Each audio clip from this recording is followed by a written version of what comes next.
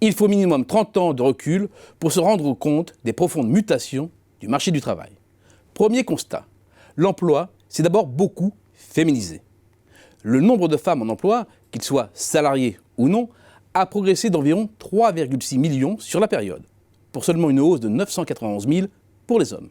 Le gap est énorme, avec un rapport de 1 à près de 4, si bien qu'aujourd'hui, plus de 48% des emplois sont occupés par des femmes. La parité est donc plus très loin, et deux courbes se rapprochent.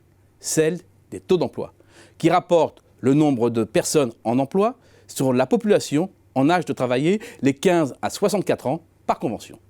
La courbe des femmes monte et à près de 64%, jamais elle n'a été aussi haute. Pour les hommes, elle se situe à 70%. Ce n'est pas son niveau plancher, mais c'est très loin de ses standards, proche de 90% du début des années 70. L'écart homme-femme est ainsi passé de plus de 39 points à 6,1 sur l'ensemble de la période. C'est une transformation sociale majeure.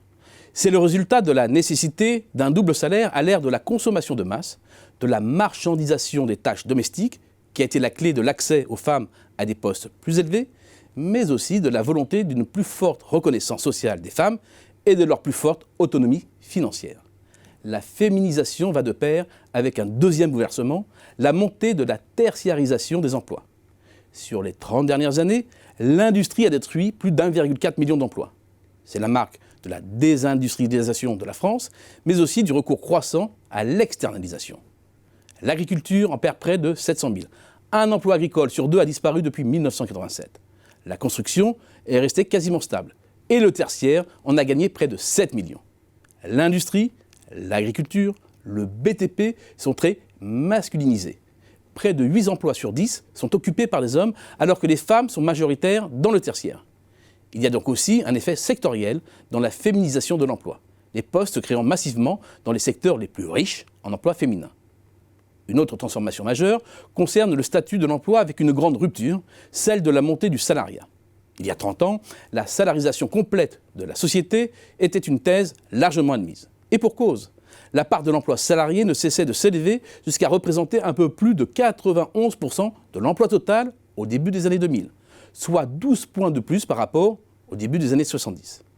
Changement de tendance à partir de 2003, la part du salariat stagne puis se réduit légèrement. C'est la conséquence de l'épuisement de la baisse de l'emploi indépendant traditionnel, agriculteurs, artisans, commerçants, mais aussi des nouvelles modalités de travail indépendant, ultra flexibles, avec notamment la création du statut d'auto-entrepreneur en 2009, le plus souvent en sous-traitance des entreprises.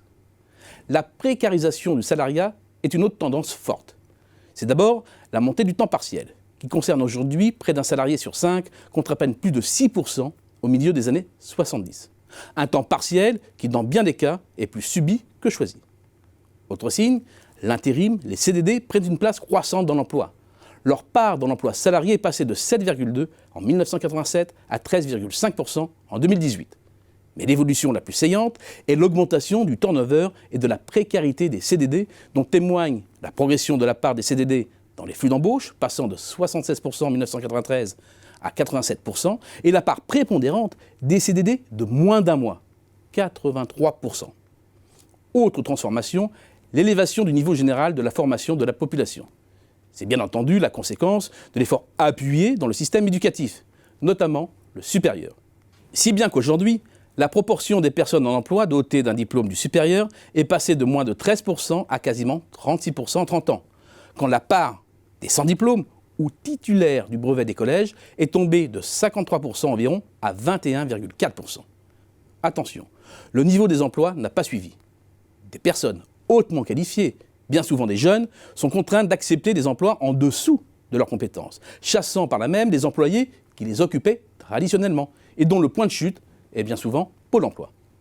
Féminisation, tertiarisation, rupture de la progression du salariat, précarisation et élévation du niveau de qualification forment les 5 grandes mutations du marché du travail des 30 dernières années.